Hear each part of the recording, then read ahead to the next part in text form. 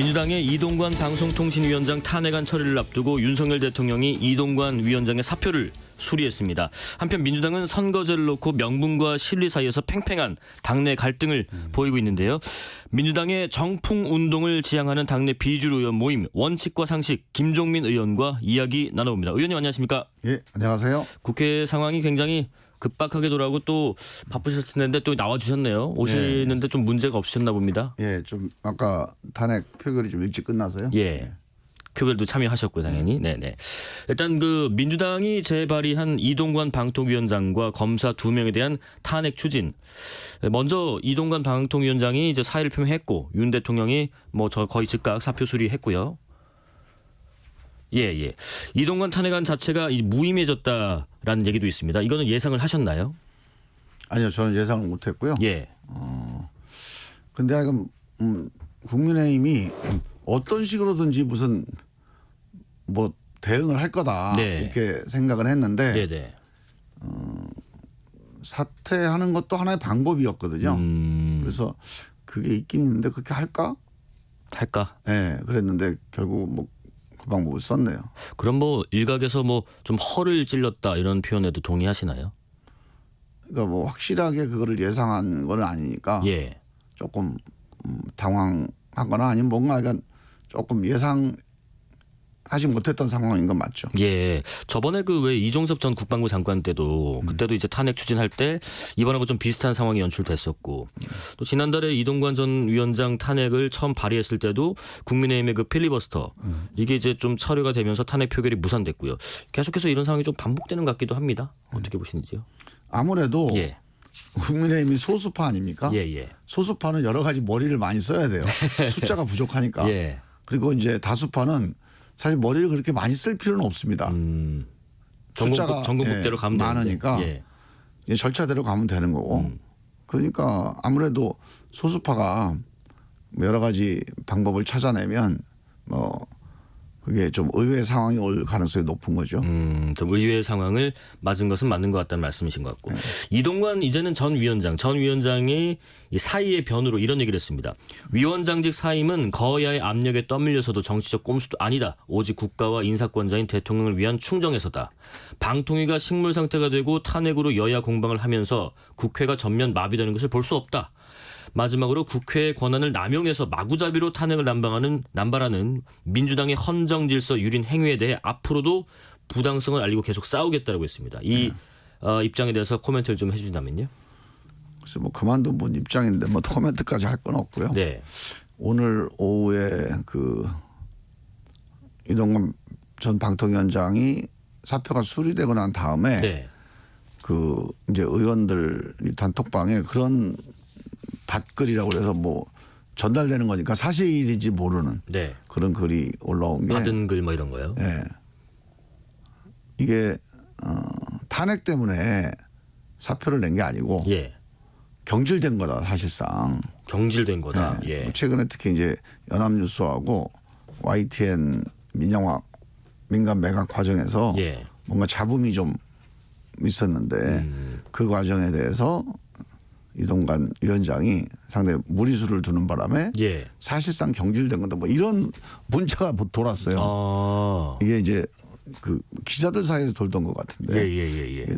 사실인지는 모르겠지만 하여간 지금 이게 사퇴냐 아니면 경질이냐를 놓고도 조금 더 지켜봐야 될 것 같습니다. 예. 지난번 전 국방부 장관 때도 그런 게 돌긴 했었어요. 이게 사실상 경질이었다는 식의 받은 글. 이번에도 그런 글들이 단톡방에 이제 돌았다고 말씀해 주셨고.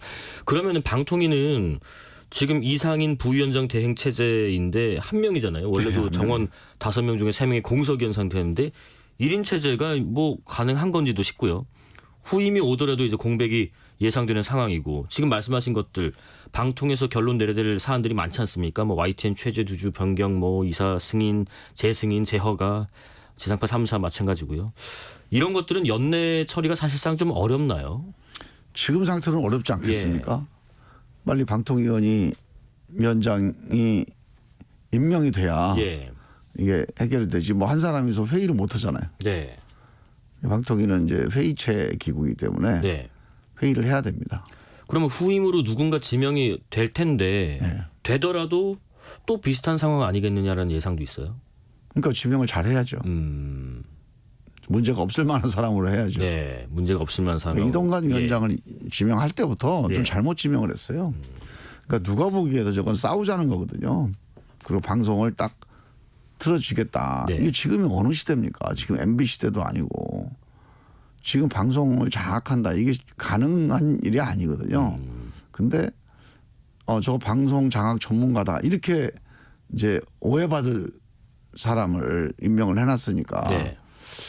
그래서 저는 인사에 실패였다고 보고요. 예. 다음 인사는 뭐 당장에 여러 가지 욕심이 생기겠지만 예. 욕심 버리고 방통위를 정상화시킬 수 있는 야당과 어느 정도는 대화가 되는 인사를 해야 돼요. 네.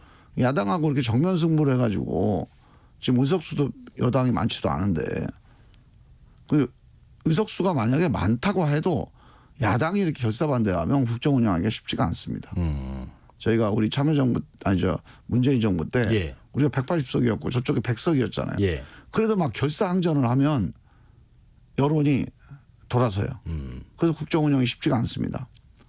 그래서 저는 윤석열 정부가 지금이라도 국정은 여야가 협력해서 해나가는 거다. 이 원칙에서 좀 벗어나지 않았으면 좋겠어요. 예. 사실 어느 나라나 대화와 타협이 민주주의의 최고의 원칙이거든요. 예.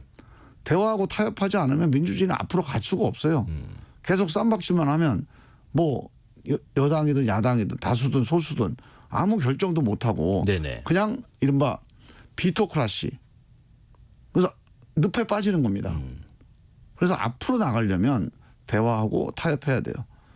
우리 윤석열 대통령이 정말로 대통령 권력을 가지고 뭐든지 할 수 있다.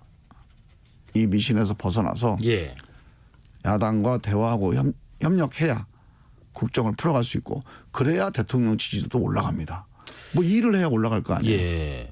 그런데 지금 대화 타협을 말씀을 하셨는데 조금 전에 표결을 하고 오셨다고 하셨지만은 오늘 본회의에서는 또 손준성, 이정섭 검사에 대한 탄핵안이 국회 본회의를 통과를 했습니다. 그러면 더더욱 대화와 타협이 좀 어려워지지 않을까요? 이 두 검사에 대한 탄핵은 타당한 탄핵이라고 보시는지요? 그러니까 이게 이제 서로 간에 물고 물리는 거예요. 예. 그러니까 이게 뭐 누가 먼저랄 것도 없이 이게 여야 간에 대화도 없고 타협도 없는 이런 정치가 계속되니까 예. 완전히 적대 정치 아닙니까 지금? 근데 이런 적대 정치가 계속되다 보니까 또 거기에 대해서 이게 탄핵을 꼭 해야 될 사안이냐 아니냐에 대한 판단에서 예. 우리 민주당 내에서도 의견이 좀 엇갈렸어요. 엇갈렸지만 이런 때는 항상 강경론이 또 이기게 돼 있습니다. 왜? 지금 윤석열 정부가 너무 강경기조로 가고 예. 독주를 하니까 예. 어떤 방식으로든 견제해야 된다. 근데 야당이니까 뭐 할 수 있는 일이 이거밖에 없다. 이게 먹히는 거예요. 이런 논리가. 네네네. 그래서 저는 역시 이 문제를 풀려면 일단 대통령이 먼저 여당이 먼저 바뀌어야 됩니다. 여당이 야당과 대화하고 협력하겠다 네. 이런 자세를 가져야 야당도 그런 여당에 대고 계속 탄핵을 해봐요. 그럼 국민들이 가만히 있겠습니까? 근데 지금은 윤석열 대통령이 워낙 독선 독주를 하니까 야당이 이런 탄핵을 해도 야당도 이게 이제 독주다. 뭐 독선이다. 이렇게 예. 공격을 받을 소지가 있잖아요. 근데 윤석열 대통령이 더 하는 거예요. 그러다 보니까 이런 야당의 이런 탄핵 정치 같은 것도 계속 이어지고 있는 거죠. 그래서 예. 저는 일단 대통령이 먼저 국정기조를 바꿔야 된다. 그 두 검사에 대한 탄핵에 대해서는 검찰에서 입장이 나왔는데요. 이런 얘기합니다. 이미 법령에 따라서 사법 또 감찰 절차에 따라서 감찰과 수사 또 재판이 진행 중이고 그래서 탄핵 대상이라고 할 수 없는데도 불구하고 또다시 정치적인 목적으로 검사를 탄핵 소추한 점에 대해서 깊은 유감을 표한다는 입장을 내놨습니다. 이 검찰의 입장에 대해서는 동의하시는지요? 그러니까 일반적으로 예. 이제 감찰이 됐던 수사나 재판이 됐던 예. 사법적인 절차가 진행되면 처벌 가능성이 있는 거 아닙니까? 네네. 그러니까 이게 탄핵도 하나의 처벌 수단이거든요. 그러니까 이런 사법적 절차에 의한 처벌이 좀 시간이 많이 걸리잖아요. 예. 그래서 이걸로 처벌할 수가 없는데 긴급한 처벌이 필요할 때 그런 때 이제 탄핵 의결이 이제 그 행사되는 거거든요. 예. 그런 점에서 보면 이제 이게 과연 탄핵이 꼭 필요했느냐 하는 논란이나 논쟁이 될 수가 있는 거죠. 예. 그런데 그동안에 이 수사나 감찰이나 수사나 재판 과정이 공정하지가 못하다. 네. 또 이런 문제 제기가 계속 있어 왔어요. 그러다 보니까 이것도 결국 수사도 제대로 안 하고 기소를 해놨으니 재판 결과를 공정하게 우리가 기대할 수가 없다. 네. 그런 점에서 이제 탄핵론이 이제 힘을 받은 거고요. 네네. 그래서 저는 뭐 여야 관계가 지금처럼 이렇게 적대적인 관계만 아니면 탄핵까지 안 갔겠죠. 간단한 질문 좀 드려볼게요. 그 오늘 그 표 보면은 네. 탄핵안 표에 총 투표수 180표 중에서 손준성 검사에 대한 것 중에는 부가 2표가 있고요. 기권이 1표가 있고요. 무효가 2표가 있고요. 이정섭 검사도 마찬가지로 비슷하게 부가 3표, 기권 1표, 무효가 2표가 있어요. 이거 잠깐 이탈표인가요? 글쎄요, 그건 이제 우리 당이 170명이니까 예. 169명이니까 우리 당에서 꼭 이탈했다고 볼 수는 없겠죠. 어느 당에서 어느 당에서 찍었는지 모르지만 민주당 이외에는 뭐 다른 무소속이나 아니면 뭐 다른 당에서는 이탈표가 아니고 원래 뭐 자기 소신이었는지도 모르죠. 그럴 수도 있겠고요. 그리고 이런 얘기도 있어요. 이 탄핵이 계속 반복되다 보니까 이게 좀 피로도가 좀 있는 것도 사실인 것 같아요. 특히나 이정석 검사는 강제 수사, 검찰의 강제 수사를 좀 보고 그 다음에 탄핵을 해도 늦지 않지 않았는가 하는 얘기거든요. 그렇죠. 그게 이제 검찰이 이걸 좀 빨리 예. 감찰과 수사를 했었으면 탄핵까지 안 갔겠죠. 예. 근데 좀 많이 늦었고요. 그래서 이제 근데 이게 탄핵은 국회에 주어진 권한이니까 네. 절차대로 할 수는 있는데 너무 이걸 자주 하고 남발을 하게 되면 네. 또 그게 부메랑이 되니까 우리 민주당도 이 탄핵 추진에 대해서 좀 절제를 할 필요가 있죠. 탄핵 추진은 좀 절제할 필요가 있다는 말씀하셨고요. 그리고 노란봉투법 또 방송 3법에 대한 거부권제 요구도 의결이 됐는데 대통령이 재가를 했지요. 이것도 역시 독주라고 보시나요? 거부권이 너무 남발되고 있어요. 그러니까 야당은 탄핵을 남발하고 예. 뭐 여당은 아니 대통령은 거부권을 남발하고 네. 국민들이 보는 시각이 그렇게 돼 있어요 지금. 우리 야당 입장에서 탄핵을 남발한다고 보지는 않지만 네. 국민들이 보기에는 대통령이 거부권을 남발하는 거나 아니, 행사하는 거나 네. 야당이 탄핵권을 행사하는 게 다 이렇게 꼭 정치를 해야 되겠냐. 그러니까 누구 잘못을 떠나서 예. 여야가 모두 이 정치가 비정상이다. 이런 인식을 좀 가질 필요가 있습니다. 그래서 저는 예. 뭐 우리 야당 입장에서 보면 윤석열 대통령이 잘못했다고 생각은 하지만 네. 그럼에도 불구하고 우리 야당도 윤석열 대통령의 국정기조를 좀 바꿔내서 빨리 좀 정상적인 정치가 되도록 거부권과 탄핵이 많이 나오는 정치는 건 정상 정치는 아니에요. 네네네네. 서로가 서로를 부정하고 있는 거니까요. 어떻게 보면은 민주당의 그럼 다음 스텝은 쌍특검 법안 처리인지 궁금하고요. 그러면 내년도 예산안 협의는 더 꽉 막힐 것 같은데 어떻게 생각하세요? 그럴 수도 있죠. 근데 뭐 쌍특검을 한다고 해서 예산이 꼭 막힐 이유는 없죠. 예산은 예산이고 또 특검은 특검이니까 네. 그거는 뭐 꼭 연결되는 건 아니고요. 네. 일단은 뭐 우리 당에서는 쌍특검을 이제 시한이 됐으니까 이제 처리를 해야 될 때가 된 거죠. 8일입니까? 본회의 마지막 네, 날? 8일. 그때 하는 걸로. 당내 문제로 좀 가보겠습니다. 어제 의총에서는 그 선거제 개편 문제를 논의를 했는데 결론은 뭐 못 내렸다고 전해졌고요. 또 많은 의견들이 오갔지만은 대체적인 분위기는 어땠는지도 궁금하고 그리고 좀 위성정당을 좀 반대하는 쪽으로 의견이 많이 갔다는 얘기도 있어요. 그랬습니까? 당연히 위성정당 반대는 압도적으로 많죠. 예. 그런데 그 위성정당을 우리가 할 수가 없으니 네. 우리가 위성정당 금지법을 만들어서 국민의힘도 못하게 하자 이런 쪽이 있고 위성정당을 우리가 할 수가 없으니 예. 그렇다고 국민의힘이 위성정당 금지법에 동의를 안 해주니 예. 병립형으로 바꿔서 위성정당이 안 나오게 선거제도를 바꾸자. 그래서 좀 후퇴하자. 이런 주장이 있는 거죠. 네. 그래서 위성정당에 대한 반대는 뭐 아마 우리 민주당 전체 대부분의 의원들이 뜻일 겁니다. 그런데 이 위성정당 문제를 해결하는 방법에서는 좀 의견이 엇갈리는 거죠. 엇갈리는 거고요. 이재명 대표는 또 그랬잖아요. 선거에서 멋있게 지면 뭔 소용이 있습니까? 라고 했는데 병립형 비례대표제로 회귀하는 거냐 이런 가능성도 제기가 됩니다. 지금 우리 의원님은 원칙과 상식이라는 모임이기 때문에 원칙과 상식에 어긋나는 행동입니까? 당연히 어긋나죠. 네.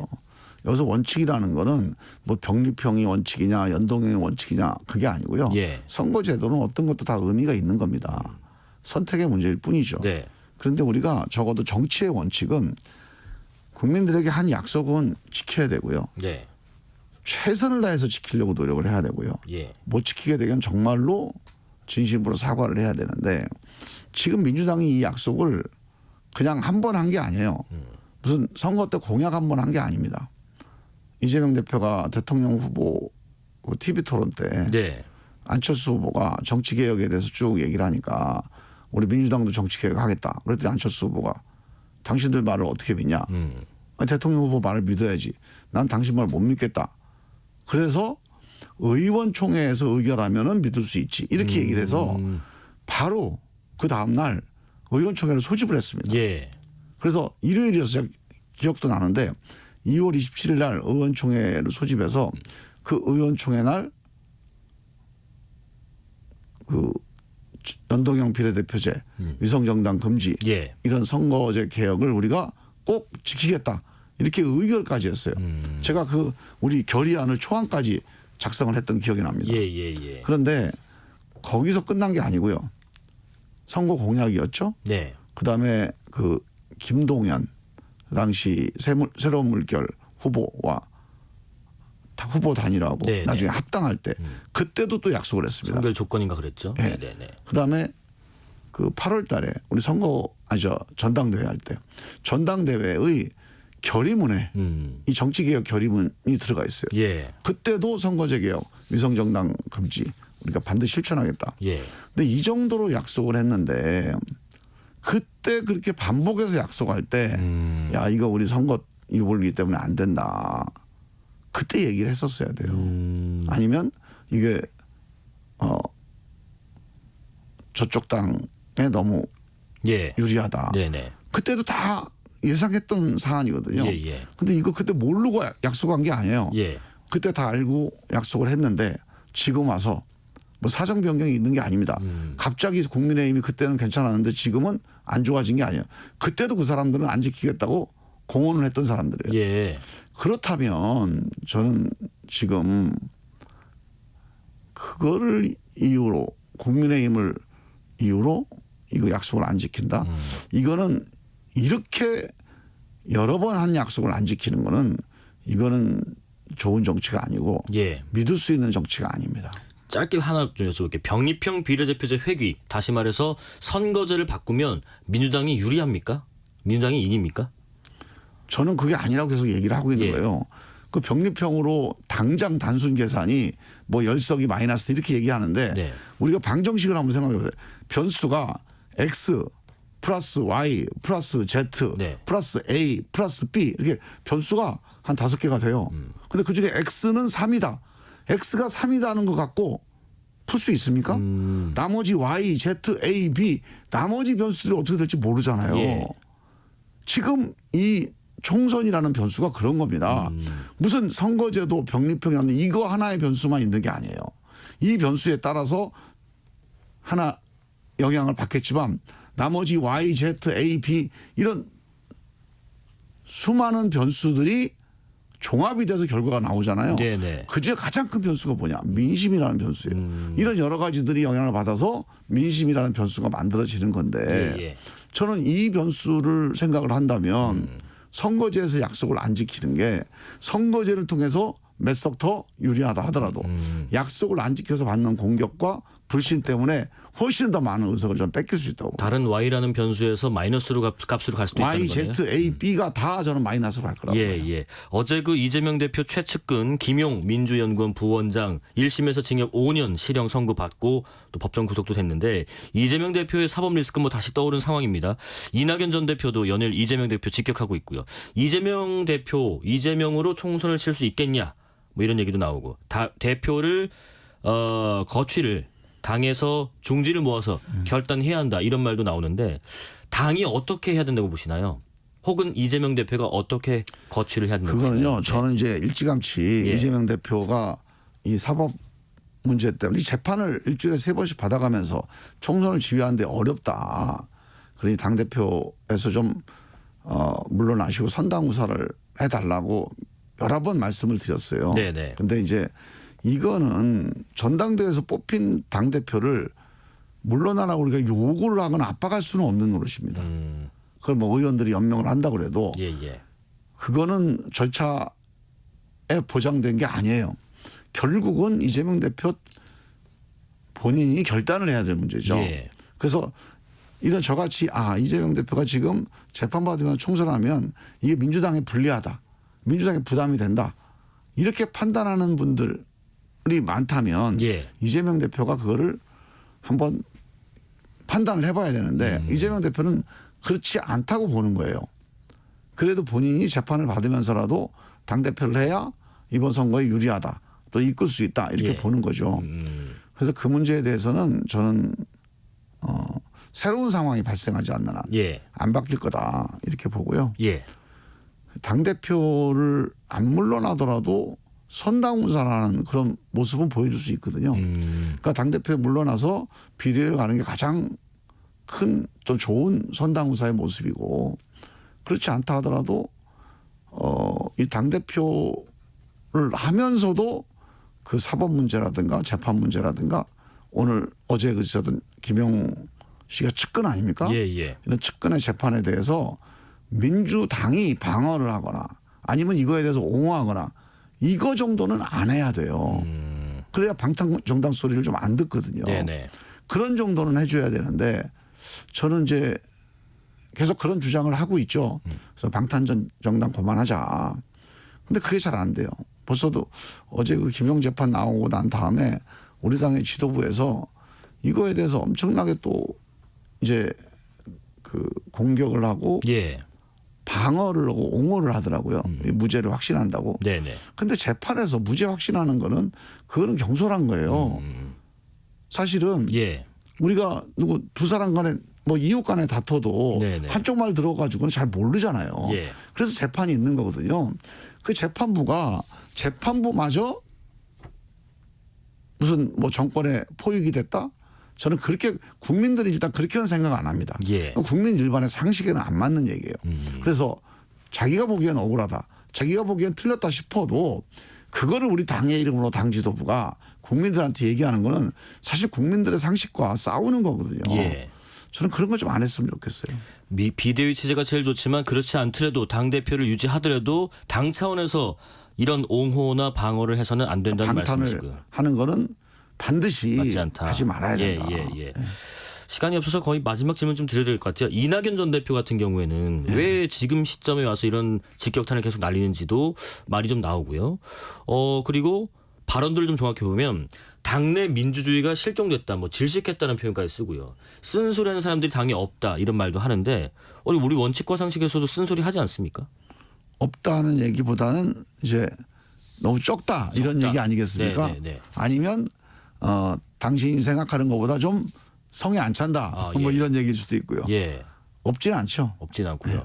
그 이낙연 전 대표 같은 경우는 이런 발언들을 계속하고 있고 정세균, 김부겸 다른 전직 총리들도 앞으로 어떤 역할을 좀 할 것으로 예상하세요? 글쎄 이제 민주당이 예. 많이 걱정하는 분들이 많이 있어요. 네. 지금 아까 얘기한 그 이재명 대표의 독주 체제. 그래서 친명 지도부 일색이다. 또는 뭐 이재명 대표가 비주류와 대화하고 통합하지 않는다. 예. 뭐 이런 여러 가지 이유 때문에 그다음에 이제 이른바 팬덤, 강성. 예. 강성 지지층에 뭐 끌려간다. 실제로 이게 국민들이 민주당에 대해서 되게 안 좋게 보는 이유들이에요. 예. 그래서 윤석열 정권이 상당히 인기가 안 좋은데도 민주당 인기도 같이 안 좋아요. 이게 되게 심각한 거거든요. 권리당원의 발언권을 좀 더 최근에는 좀 높여주기로 했잖아요. 그래서 계속 이제 팬덤 정당을 더 강화시키는 쪽으로 가고 있죠. 예. 이게 국민들이 좋게 볼 리가 없거든요. 그래서 저는 민주당 내에서도 많은 원로분들이나 예. 아니면 민주당의 지도자분들이 엄청 걱정을 많이 합니다. 네. 만나 뵈면 진짜 걱정을 많이 하는데 그분들이 당을 걱정하니까 당에 좀 이게 상처가 날까봐 공개적인 발언을 안 하는 거예요. 예. 그런데 어느 시점이 지나면 야 이제 이대로 가면 정말 안 되겠다 싶은 때가 올 수도 있거든요. 예. 그래서 저는 12월이 이제 거의 어떻게 보면 마지노선이라고 보는데 이제 경기장에 들어가야 되잖아요. 그렇습니다. 경기장 들어가기 전에 운동화 끈 풀린 거 좀 하고 운동화 무슨 뭐 어디 고장난 거 있으면 고치고 예, 예. 그다음 유니폼 옷도 좀 갈아입고 그리고 제대로 하고 들어가야 돼요. 그래서 저는 12월 달에는 지금 우리 민주당이 국민들에게서 불신받는 예. 그런 몇 가지 요소들 방탄 정당이다, 팬덤 정당이다 또는 맨날 그 투쟁만 한다 네. 이런 이미지를 좀 바꾸는 그런 노력을 해봐야 되고요. 그런 거 안 하면 총선 때 어떻게 될지 모른다. 예. 걱정입니다. 방정식까지 예를 들면서 이렇게 이해를 돕게 말씀해 주셨습니다. 여기까지 듣겠습니다. 김종민 더불어민주당 의원이었습니다. 고맙습니다. 예, 감사합니다. 실시간 교통정보도